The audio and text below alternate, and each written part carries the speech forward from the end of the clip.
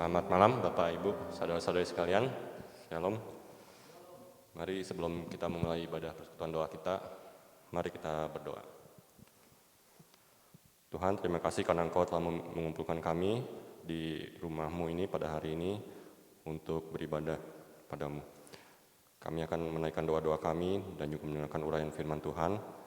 Biar Tuhan yang memimpin supaya uraian firman Tuhan yang disampaikan dapat menjadi penyegaran bagi kehidupan rohani kami. Tuhan pimpin sepanjang jalannya ibadah ini dari awal hingga akhir. Dalam Tuhan Yesus kami berdoa dan bersyukur. Amin. Kita telah menyaksikan kasih Tuhan yang ajaib di sepanjang kehidupan kita. Mari kita naikkan pujian Ajaib Kau Yesus.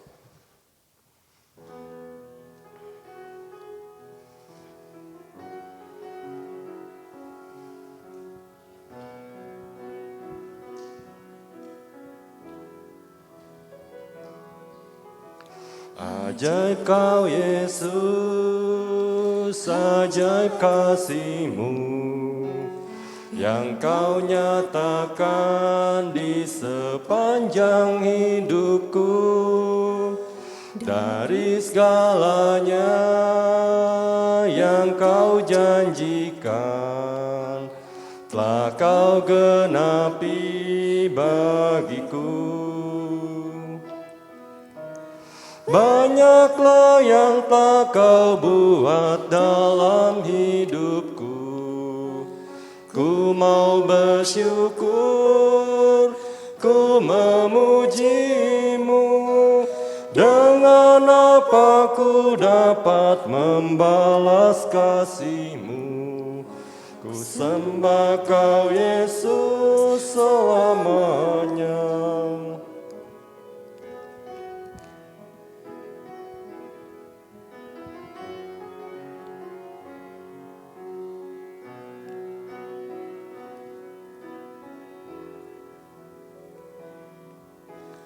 Ajaib Kau Yesus, ajaib kasih-Mu yang Kau nyatakan di sepanjang hidupku.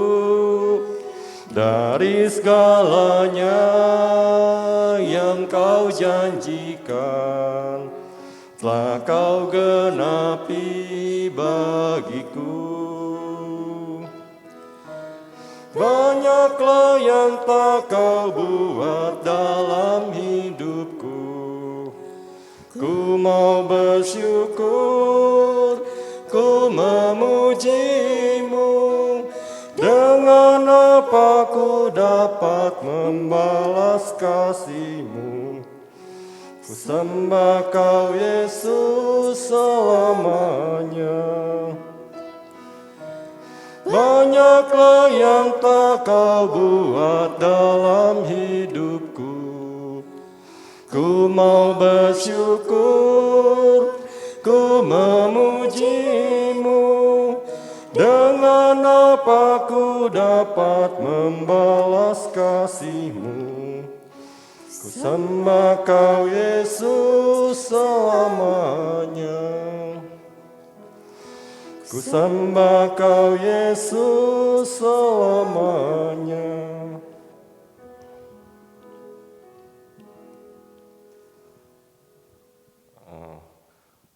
Dari saudara-saudara sekalian, apakah ada yang mau memberikan kesaksian? Pak Padi kemarin janjinya mau.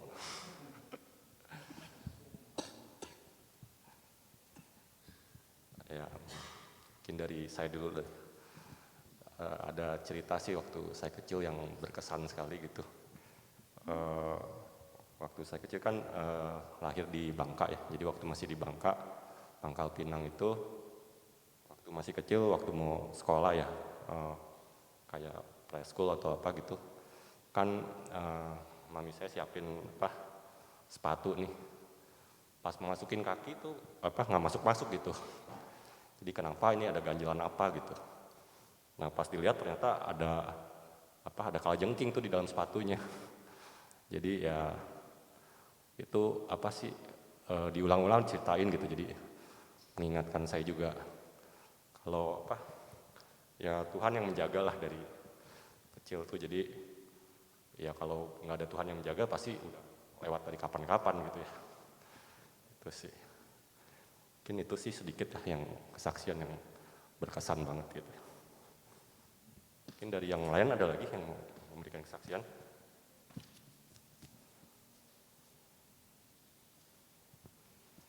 Kalau nggak ada lagi, kita lanjut deh lagu kedua.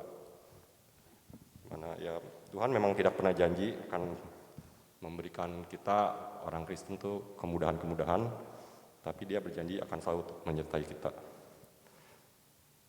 Mari kita naikkan pujian, jangan pernah menyerah.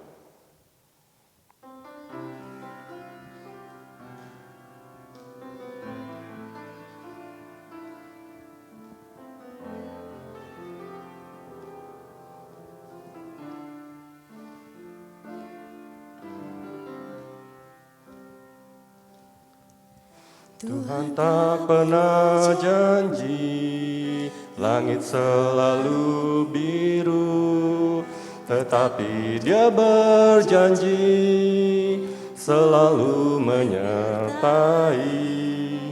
Tuhan tak pernah janji jalan selalu rata, tetapi Dia berjanji berikan kekuatan. Jangan pernah menyerah, jangan berputus asa. Mujizat Tuhan ada saat hati menyembah. Jangan pernah menyerah, jangan berputus asa. Mujizat Tuhan ada bagi yang setia dan percaya.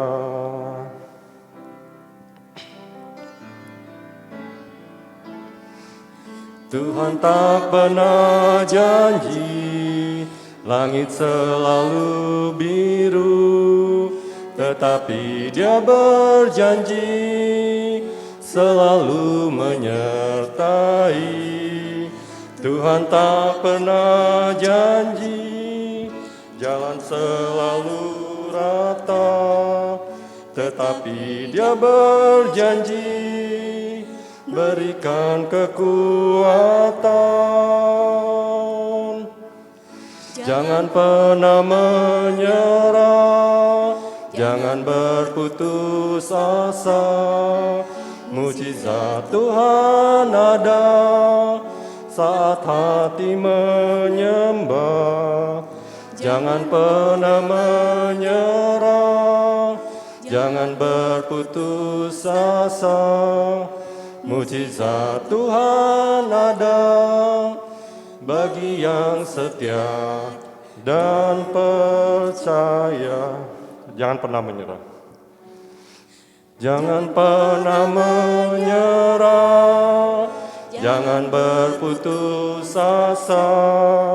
Mujizat Tuhan ada saat hati menyembah.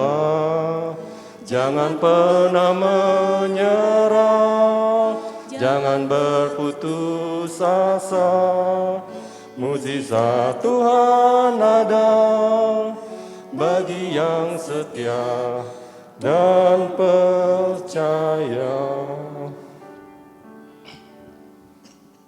Kita akan segera menaikkan doa-doa kita dan mendengarkan ulayan firman Tuhan.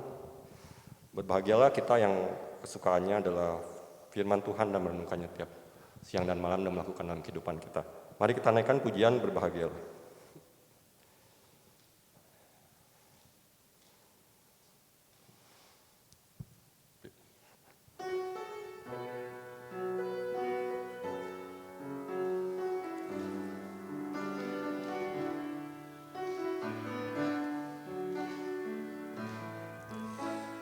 Berbahagialah orang yang kesukaannya ialah Taurat Tuhan dan yang merenungkannya siang dan malam.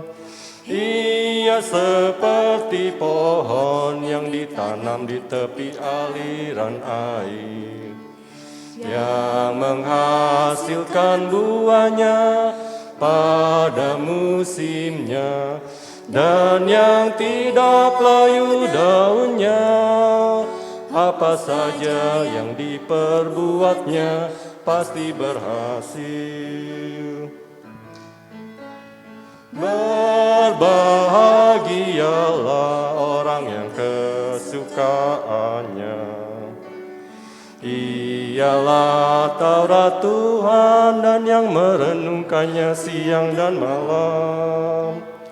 Ia seperti pohon yang ditanam di tepi aliran air, yang menghasilkan buahnya pada musimnya, dan yang tidak layu daunnya.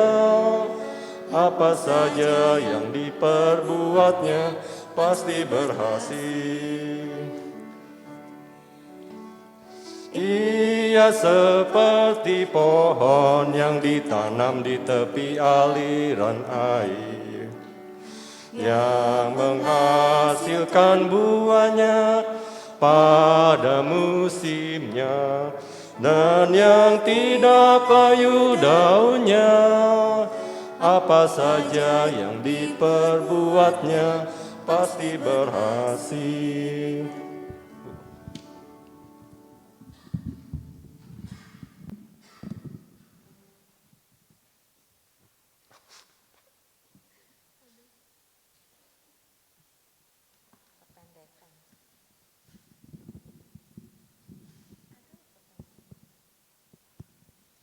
Shalom, selamat malam saudara-saudari sekalian. Ibu Lydia kependekan. Terima kasih Pak. Kita akan menaikkan beberapa pokok doa. Sebelumnya saya mau tanya, saudara-saudara yang hadir di sini sehat-sehatkah? Hah? Puji Tuhan ya. Hari ini Pak Ji, Saryawan berat sekali. Sampai hari ini kurang makan karena susah untuk buka mulut. Program pendayetan dimulai karena Saryawan.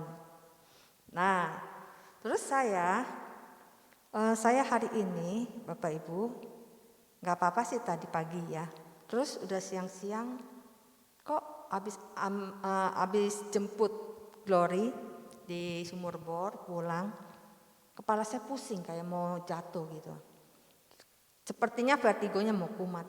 Saya pikir-pikir, kenapa ya? Oh ternyata saya minum air ketumbar, diseduh seperti teh gitu ya. Sudah beberapa minggu saya minum air ketumbar ini nggak apa-apa. Walaupun di dalam keterangannya dikatakan air ketumbar ini salah satunya untuk menurunkan darah tinggi. Sedangkan saya darah rendah dan itu sudah ditulis di artikel itu, diwanti-wanti yang darah rendah tidak boleh. Tapi menurut saya setelah saya minum saya nggak apa-apa tuh, beberapa kali saya minum justru membuat saya tidur malam nyenyak gitu. Jadi besok pagi saya bangun dengan segar gitu. Pikir saya ini buat obat tidur saya ntar malam, jadi saya minum. Nah seperti hari-hari kemarin saya minum nggak masalah, tapi hari ini masalah tuh ya. Jadi saya seperti pusing sampai tadi saya tiduran terus dari habis jam 3 sore itu saya tiduran sampai jam 6, kepala saya masih pusing. Terus saya tanya sama Pak Ji, kayaknya hari ini khotbah Pak Ji ya? Dia kaget, gimana mau ngomong susah, mau makan susah. Ya udahlah pikir saya gitu ya. Berdoalah untuk saya supaya jangan jeblok aja gitu di sini. Itu yang pertama. Terus tadi waktu turun dari mobil, begitu turun dari mobil di depan gereja, tiba-tiba saya kambuh ya. Ini sampai sekarang masih sakit, sudah dikasih obat sama Ibu Susan. Mungkin saya stres karena harus gantikan Pak Ji di sini.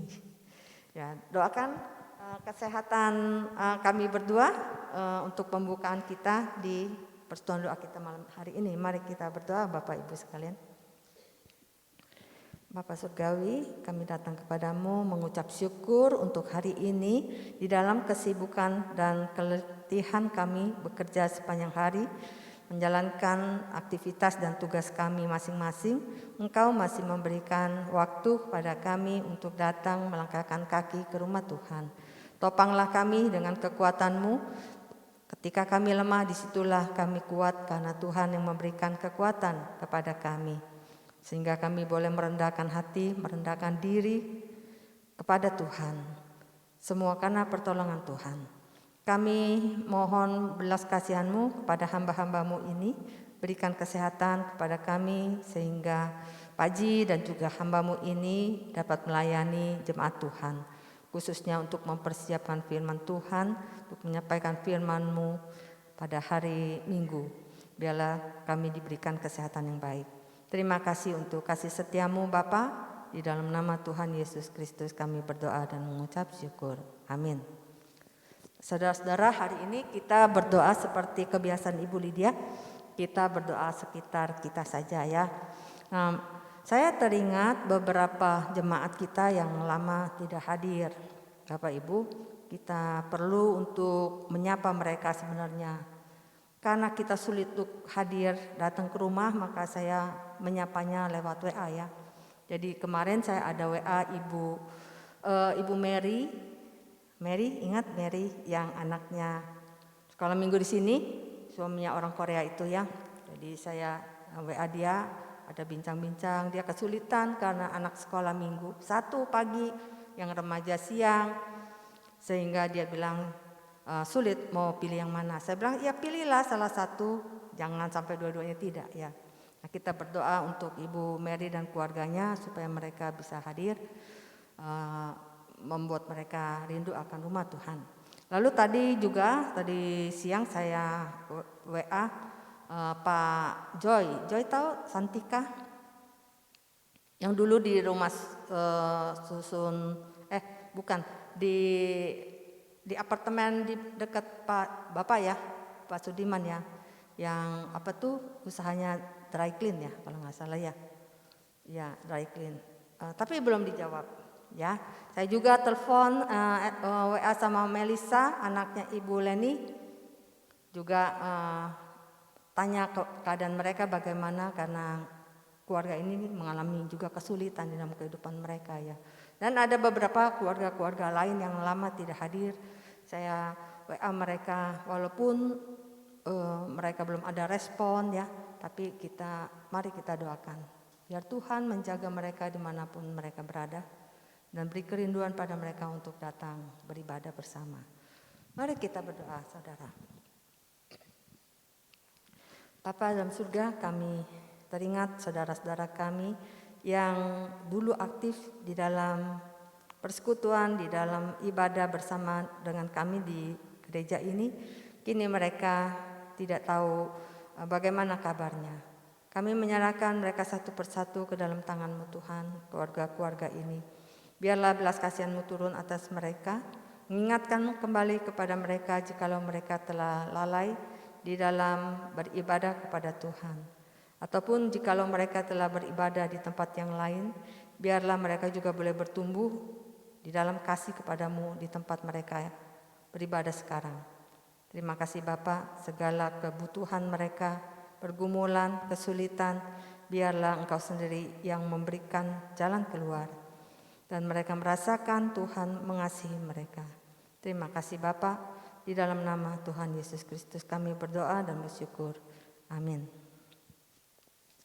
Nah saudara-saudara, kita juga mau berdoa untuk saudara-saudara kita yang jatuh di dalam pencobaan ya. Kita tahulah, tidak usah saya sebutkan. Yang saudara ingat, mari kita doakan. Biarlah Tuhan selama mereka masih hidup memberikan kesempatan kepada mereka untuk mereka kembali kepada Tuhan. Bukan mereka terus menikmati kesalahan mereka, dosa mereka. Kita boleh membenci kesalahan dan dosa mereka, tetapi biarlah kita tetap boleh mengasihi jiwa-jiwa mereka. Mereka perlu Tuhan. Melalui dukungan doa kita, mari kita berdoa untuk saudara-saudara kita yang sedang di dalam kejatuhan iman. Mari kita berdoa. Bapa, hamba-Mu teringat beberapa orang yang saat ini jauh daripada Tuhan. Mereka memilih untuk menikmati kehidupan mereka secara kedagingan. Mereka meninggalkan iman mereka demi sesuatu kenikmatan dunia ini. Walaupun mereka mungkin masih berdoa kepada Tuhan, tetapi mereka tidak insaf akan dosanya.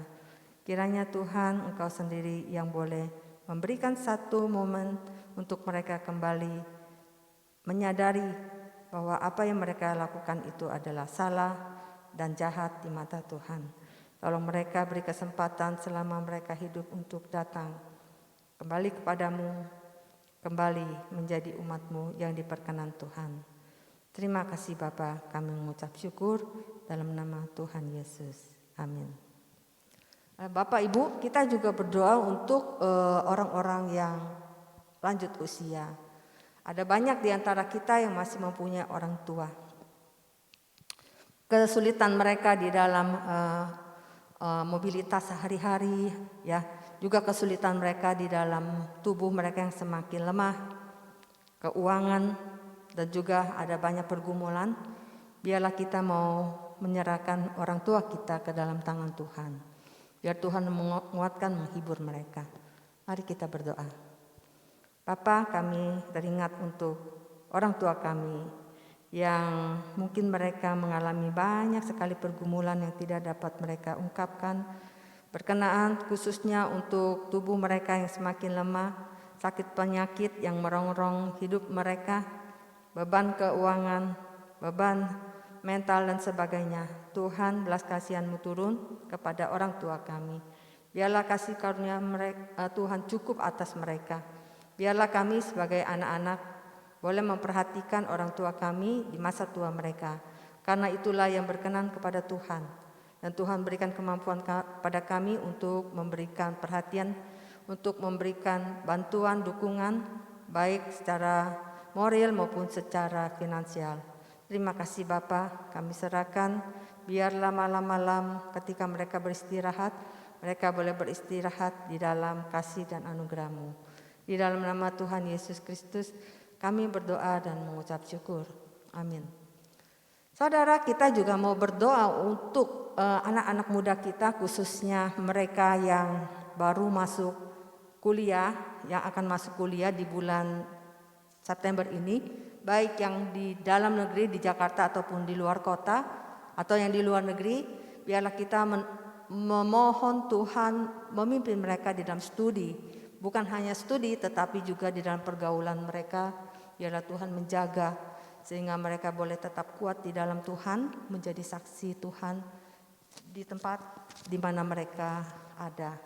Mari kita berdoa untuk kebutuhan biaya yang besar yang diperlukan untuk setiap anak-anak kita yang akan masuk kuliah. Kita berdoa.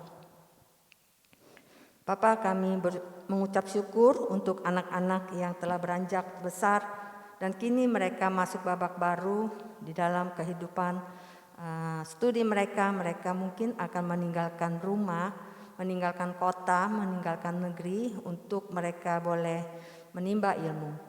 Kiranya Engkau menolong anak-anak muda ini, berikan kepada mereka suatu iman untuk mereka tetap teguh di dalam iman kepada Tuhan, menjadi saksi Tuhan dimanapun Tuhan tempatkan mereka. Jauhkan dari segala pergaulan buruk dan biarlah mereka boleh mendapatkan teman-teman yang baik sehingga mereka boleh bertumbuh bersama dan mereka juga boleh tetap melayani Tuhan di gereja, di tempat di mana mereka ada. Berikan kepada mereka ya Bapa penghiburan ketika mereka mengalami kesulitan atau merindukan keluarga, merindukan rumah dan orang tua. Tuhan menghibur mereka. Tuhan juga memampukan mereka menyerap semua ilmu pelajaran yang diberikan dengan baik, sekolah, kuliah dengan sungguh-sungguh dan mereka boleh menyelesaikan semua perkuliahan mereka dengan nilai yang terbaik. Tuhan berikan kepada mereka juga semua yang mereka butuhkan, makanan, minuman, dan di dalam perjalanan mereka pergi dan pulang ke tempat kuliah dan ke tempat tinggal ada perlindungan Tuhan. Berikan damai sejahtera kepada setiap orang tua. Mampukan kami untuk memberikan dukungan baik secara moral, secara finansial pada anak-anak kami. Berkatilah Bapa, di dalam nama Tuhan Yesus kami berdoa. Amin. Tidak lupa saudara sekalian juga untuk anak-anak muda kita yang sudah mulai mendapat teman untuk pendamping hidup mereka. Mereka yang sedang berpacaran, kita berdoa biarlah mereka boleh menjaga kehidupan kudus mereka dan mereka boleh saling mengenal satu dengan yang lain sehingga kelak ketika mereka menjadi sebuah keluarga yang baru, itu adalah keluarga yang berkenan pada Tuhan dan keluarga yang bahagia. Kita serahkan juga anak-anak muda kita yang belum mempunyai pasangan, mereka yang sedang mencari pasangan, Tuhan yang menyediakan yang terbaik untuk mereka semua. Mari kita berdoa. Kami juga menyerahkan muda-mudi kami, mereka yang telah mempunyai pasangan, biarlah Tuhan Engkau sendiri yang menjaga mereka tetap kudus di dalam hubungan mereka, sehingga ya Bapa, kelak mereka berumah tangga menjadi sebuah keluarga yang diperkenan Tuhan dan mereka boleh hidup berbahagia, mereka boleh menjadi keluarga-keluarga yang memuliakan Tuhan. Tuhan juga menolong semua anak-anak muda kami yang belum mempunyai pasangan hidup, yang belum mempunyai calon pasangan hidup. Tuhan juga yang mempertemukan mereka dengan orang-orang yang mengasihi Tuhan sehingga mereka boleh bertumbuh bersama, mereka boleh saling mengenal dengan baik dan satu hari mereka juga boleh menjadi keluarga yang diperkenan Tuhan. Segala persiapan pernikahan untuk semua biaya dan semua yang akan dipersiapkan, Tuhan juga yang memberkati mereka. Terima kasih Bapak, kami mengucap syukur di dalam nama Tuhan Yesus Kristus. Nah Bapak Ibu, sebelum kita akan membaca firman Tuhan, mari kita teduh sejenak di hadapan Tuhan, berdoa untuk pergumulan kita masing-masing. Silakan berdoa.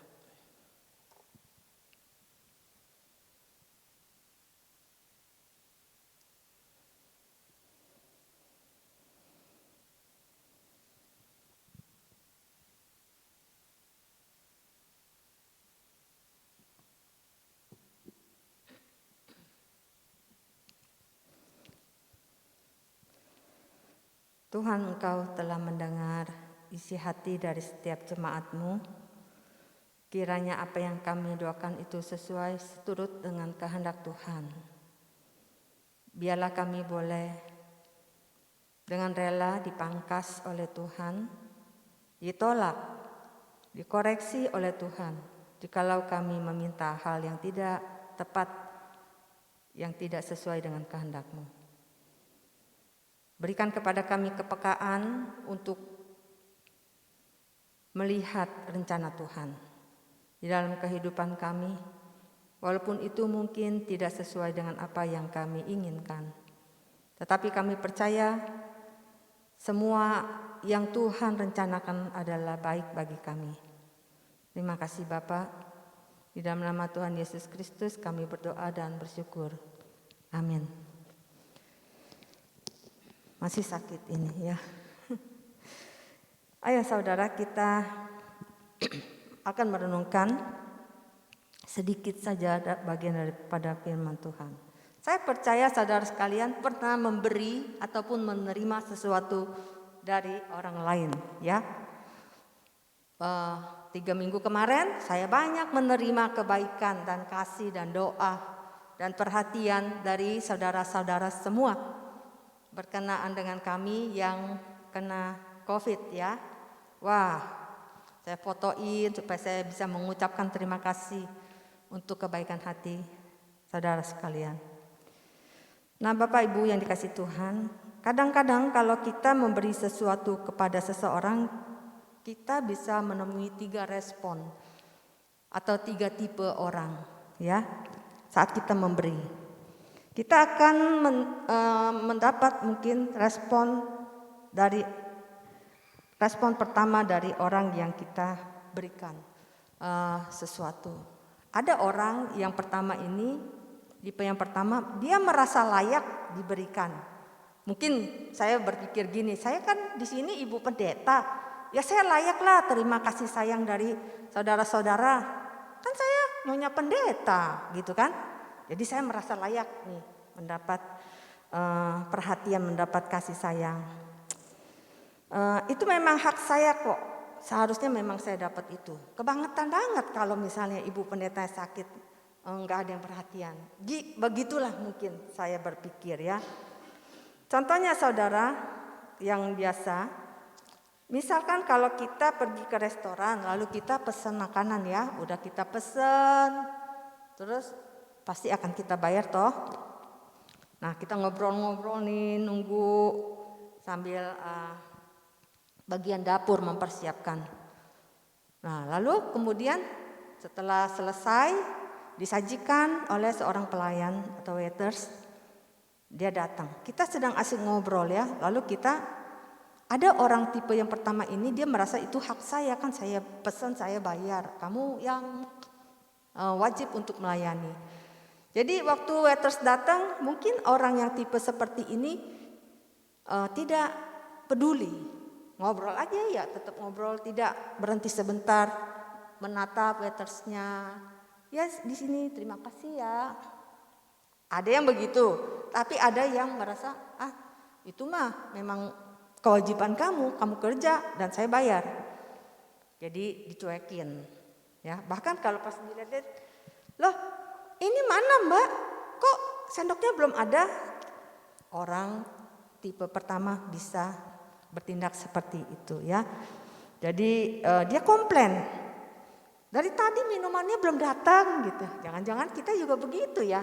Kita seringkali bersikap seperti orang yang pertama. Merasa pantas. Merasa layak untuk diberi pelayanan atau perhatian. Terus tipe orang yang kedua merasa justru sebaliknya, merasa tidak layak. Kalau orang tipe kedua ini mungkin kita akan melihatnya lebih menyenangkan dan lebih baik. Oh dia merasa tidak layak, jangan gitu ya. Jadi kita kadang merasa orang tipe ini nih lebih baik dan lebih menyenangkan dari tipe yang pertama. Kelihatannya arogan, kelihatannya sombong. Tapi sebenarnya tidak juga. Kadang orang yang tipe seperti ini juga tidak mau menerima perhatian, pemberian, pelayanan orang lain. Bukan karena dia hanya sekedar minder atau sekedar bener gak sih? Mungkin dia berpikir sepertinya ada udang di balik batu nih. Suka berprasangka. Mana mungkin sih ada orang yang mau memberikan sesuatu tanpa suatu imbalan. Jadi ada sesuatu pikiran yang dipikirkannya bahwa dia merasa ini saya akan diperalat nih, akan diperdaya nih. Selain tadi soal minder, dia merasa rendah diri ya. Jadi ada dua kira-kira yang dipikirkan. Justru dia curiga setiap pemberian itu diberikan seperti misalkan kadang-kadang kita juga ada di dalam posisi seperti itu ya. Tiba-tiba pulang, udah ada minuman enak. Ada apa nih? Istri saya memberikan ini. Wah, jangan-jangan ada yang diinginkannya nih. Mungkin bapak-bapak suka pikir gitu. Kamu ada mau apa gitu ya? Mungkin bapak-bapak bilang kayaknya ada udang di balik batu nih. Atau sebaliknya, justru bapak-bapak melakukan sesuatu. Begitu kita pulang, kok piring udah dicuci gitu ya? Loh, anak sudah rapi. Wah, ada apa nih? Si papi tumben nih ya. Kita kadang-kadang mencurigai ada udang di balik batu. Nah, saudara sekalian, dua tipe ini itu tidak berkenan kepada Tuhan. Di Alkitab juga ada dua jenis orang yang seperti ini, yang mempunyai tipe seperti ini. Seperti misalnya bangsa Israel saat di padang gurun. Mereka itu suka protes, mereka itu suka suka merasa berhak untuk dipelihara, untuk untuk diberikan sesuatu yang lebih ya. Ini adalah waktu mereka keluar dari Mesir, mereka bersungut-sungut karena mereka bosan makan mana. Mending mananya kalau datang turun dari surga itu langsung bisa dimakan. Itu hanya seperti biji-biji kapas begitu, dan biji-biji itu harus digerus ya, harus dimasak. Harus ada upaya. Tuhan juga tidak memberikan berkatnya langsung nomplok, langsung nyaplok gitu ya. Tidak, harus ada usaha. Jadi kalau orang yang malas, ya sudahlah, gak usah makan. Itu sesuai semua dengan firman Tuhan. Kalau malas, jangan makan katanya. Kalau belum kerja, jangan makan ya. Jadi mereka bosan. Makan mana melulu. Entah berapa lama mereka makan mana di padang gurun itu. Akhirnya mereka protes, mereka marah sambil berkata, kita lihat di dalam firman Tuhan. Mari kita lihat saudara sekalian. Di dalam kitab Bilangan Keluaran 4, ya coba kita lihat. Keluaran 4 ayat 1 sampai ini nanti ya. Bilangan dulu, Bilangan 11 ayat 4.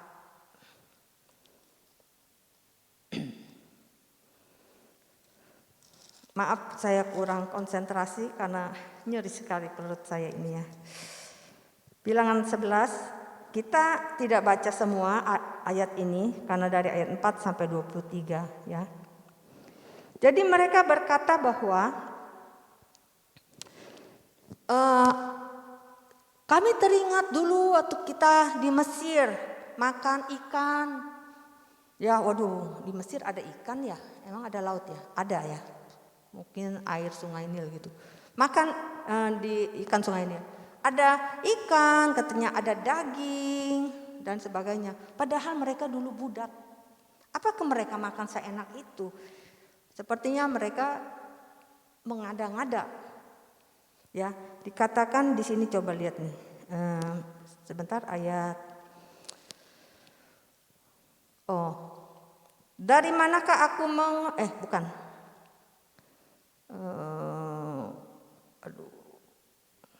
Ayat 5 ya Pak Ji.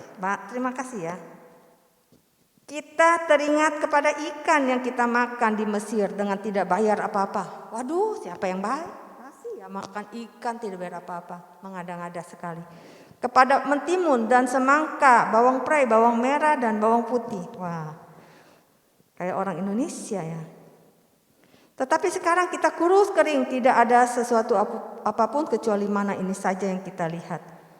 Adapun mana itu seperti ketumbar dan kelihatan seperti damar berdola dan terus ya. Jadi mereka minta kepada Musa untuk menyediakan. Mereka merasa layak. Seperti tadi tipe yang pertama. Kita udah dibawa keluar sini nih. Masa kamu abaikan kita tiap hari kasih makan? Mana? Bukan saya loh yang mau, bukan kami loh yang mau keluar dari Mesir. Kamu yang bawa, jadi kamu harus menyediakan makanan kami. Mereka merasa mereka berhak untuk mendapatkannya, minta dagingnya.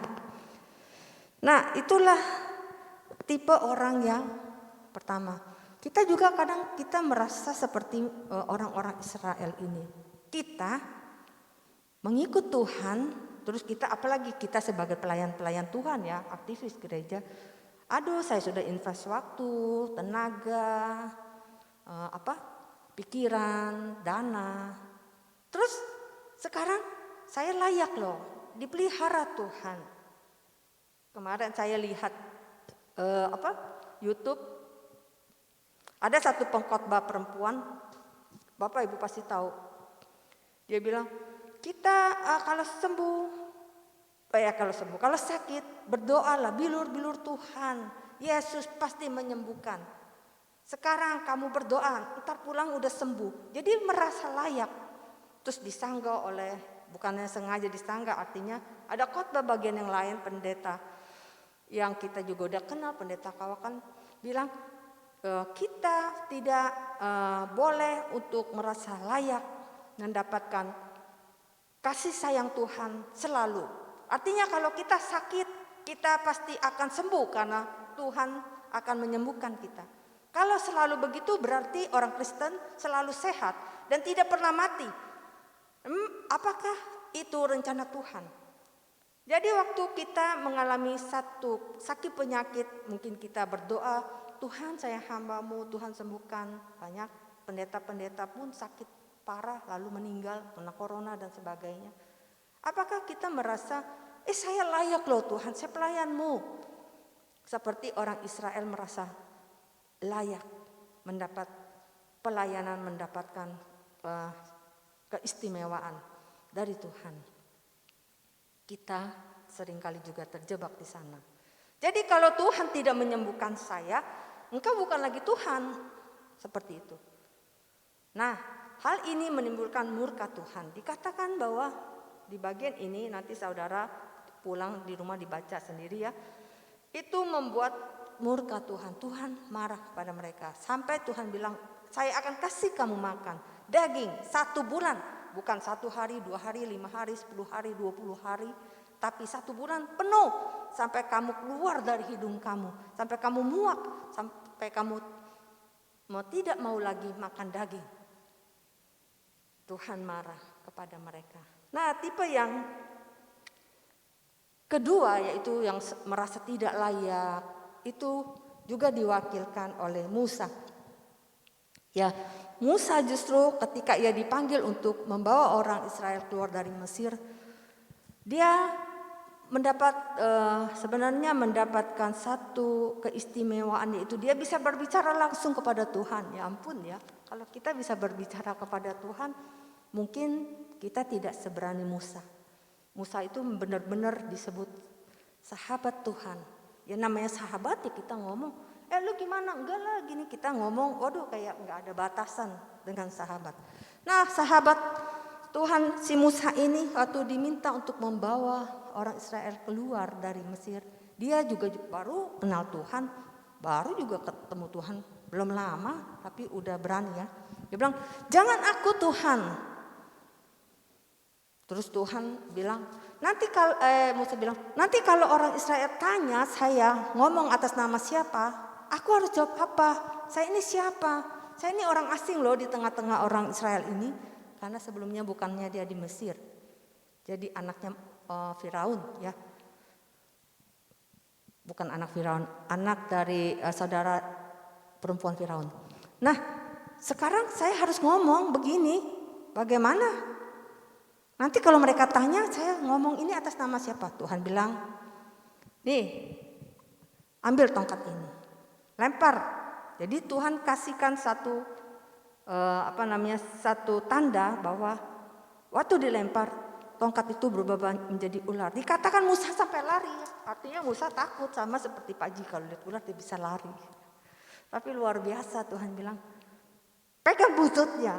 Pak Ji mau nggak pegang buntut? Buntut itu ular.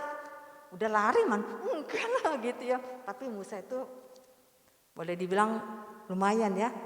Biar dia takut lari, dia pegang juga tuh buntutnya. Lalu jadilah tongkat itu kembali.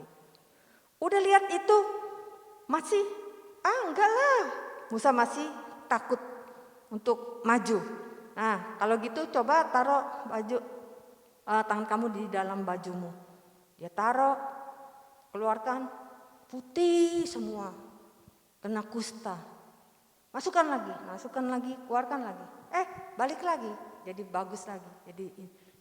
Kalau yang pertama mereka menolak, yang kedua pasti mereka akan percaya kata Tuhan. Tuhan yang udah bilang gitu. Enggak Tuhan, saya enggak berani. Dia merasa tidak layak, dia merasa tidak bisa. Akhirnya Tuhan bilang, ambil air sungai Nil. Terus tuangkan. Begitu tuang langsung jadi darah sampai di tanah. Tetap 3 mujizat ini Musa masih, Tuhan saya tidak bisa. Saya tidak pandai bicara. Sampai Tuhan bilang, aku akan mengajar engkau berbicara. Dia masih tolak. Sampai Tuhan bilang, itu Harun akan menjadi juru bicaramu. Kamu akan menjadi seperti Allah bagi dia. Wah, sampai Tuhan dikatakan murka di sini. Ya, di dalam yang tadi kita baca, kita belum baca Alkitab ya. Nah, Keluaran 4, ya, di dalam Keluaran 4 ayat 1 sampai ayat yang ke-17 ya. Nah, dikatakan di situ, si Musa bilang, ayat 13, tetapi Musa berkata, Tuhan, utuslah kiranya siapa saja yang patut kau utus. Nah, kita perhatikan ayat 14. Maka bangkitlah murka Tuhan terhadap Musa, dan ia berfirman, bukankah di situ Harun, orang Lewi itu kakakmu? Aku tahu bahwa ia pandai bicara, lagi pula ia telah berangkat menjumpai engkau. Dan apabila ia melihat engkau, ia akan bersukacita dalam hatinya. 15. Maka engkau harus berbicara kepadanya dan menaruh perkataan itu ke dalam mulutnya. Aku akan menyertai lidahmu dan lidahnya dan mengajarkan kepada kamu apa yang harus kamu lakukan. Ia harus berbicara bagimu kepada bangsa itu. Dengan demikian ia akan menjadi penyambung lidahmu dan engkau menjadi seperti Allah baginya. Ya, Tuhan murka dan Tuhan berkata, aku akan mengajar engkau dan mengajar Harun. Nah, saudara sekalian, seringkali kita juga seperti itu. Ketika kita mendapatkan tugas dari tugas rohani misalnya dari Tuhan, kita tolak, aduh jangan saya lah. Ini saya lagi persiapan untuk untuk karier saya, baru buka usaha, atau aduh saya mah banyak sakitnya, aduh saya mah beginilah, saya lah begitu, anak saya masih kecil, ntar kalau anaknya udah gede, anak-anak perlu biaya, saya perlu untuk ini, untuk itu, tambah income supaya bisa anak-anak ini mau sekolah, mau kuliah, ada saja saudaraku sekalian. Seperti Musa, sampai akhirnya nanti Tuhan murka. Ketika Tuhan memberikan kepada kita satu tugas kepada kita, Dia akan menuntun kita, Dia memberi tanda kepada kita, Dia akan memperlengkapi kita. Nah, saudara sekalian, apakah kita mau menerimanya? Itulah orang tipe yang kedua. Ketika diberikan tugas, ada-ada saja alasannya. Jadi baiknya bagaimana seharusnya yang kita kerjakan? Jadilah orang tipe yang ketiga. Orang tipe yang ketiga, dia tahu pemberian Tuhan itu kepadanya. Dia harus mengucap syukur, menerimanya dengan ucapan syukur, dengan satu kesadaran kerendahan hati. Oh, Tuhan memberikan ini kepadaku. Lalu dia mengembalikannya untuk kemuliaan Tuhan. Dia tidak banyak tidak banyak protes, tidak banyak berkeluh kesah, juga dia tidak menyombongkan diri. Ini saya bisa melakukan ini, kalau tidak ada saya maka tidak jalan hal ini. Bukan seperti itu. Tapi orang tipe yang ketiga adalah orang yang tahu siapa dirinya dan dia tahu pemberian-pemberian yang dari Allah ataupun dari orang-orang yang memberikan padanya, dia berikan padanya dengan tulus dan dia menerimanya dengan rasa syukur dan ucapan terima kasih. Nah, hari ini kita mau melihat dari pelajaran ini bahwa apapun yang kita berikanlah dengan tulus. Dan ketika kita menerima kasih dan kebaikan dan perhatian dari sesama kita dan anugerah karunia dari Tuhan, kita menerimanya juga dengan hati yang bersyukur. Kiranya Tuhan memberkati kita sekalian. Mari kita berdoa. Siapakah kami ini ya Bapa, sehingga Engkau memberikan semua kebaikan, kasih, dan sayang kepada kami. Terutama Tuhan telah mengangkat kami dari dosa dan mengangkat kami menjadi anak-anak Allah. Siapakah kami ini? Itu semua adalah anugerah Tuhan. Kami mengucap syukur Tuhan, bukan karena kami layak menerima kebaikan Tuhan, tetapi karena kami telah menjadi milik-Mu. Biarlah kami belajar juga untuk tidak menaruh diri kami setinggi langit ataupun merendahkan diri kami dengan alasan yang kami buat-buat sendiri. Ajarlah kami Tuhan untuk menempatkan diri sesuai dengan porsinya. Tuhan tolong kami juga untuk memberikan perhatian kasih sayang kepada orang-orang yang membutuhkannya, dan Tuhan buka hati kami untuk dengan rendah hati menerima kasih kebaikan dari orang-orang di sekitar kami. Terima kasih Tuhan mempercayakan pelayanan kepada kami. Biarlah Tuhan Engkau sendiri yang akan meneguhkannya, dan Tuhan sendiri yang akan mengajar kami bagaimana kami harus melayani-Mu. Di dalam nama Tuhan Yesus Kristus kami berdoa dan mengucap syukur.